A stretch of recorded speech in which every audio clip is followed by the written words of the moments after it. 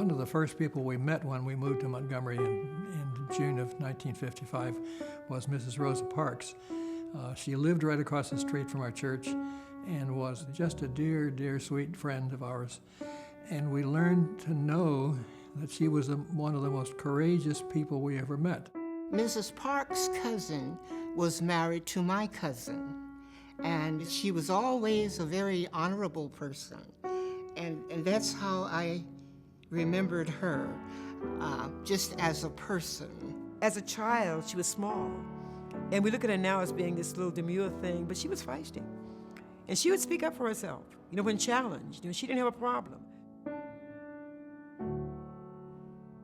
In the summer of 1955, Mrs. Rosa Parks had gone to a workshop at Highlander Folk School. She was so impressed with the fact that black and white people sat together in the sessions, they roomed together, they ate together, they took walks together, and she said to herself, this is the way it ought to be. Before she became, let's say, the person who sat on the bus and kept her seat, she had also worked with the NAACP as its secretary.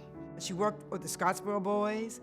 She formed a youth group and worked with young people. She had no children of her own, but she was very concerned with politicizing our young people to understand that they could not accept what they did not think was right. She was a good leader, and we followed her. She was able to look at a much bigger picture. She made a pledge to herself that she would never again give up her seat on the bus. And she was determined that that was one thing that she could do to move things along, not knowing that on the 1st of December 1955, she would get arrested and spark the whole movement here in Montgomery, Alabama.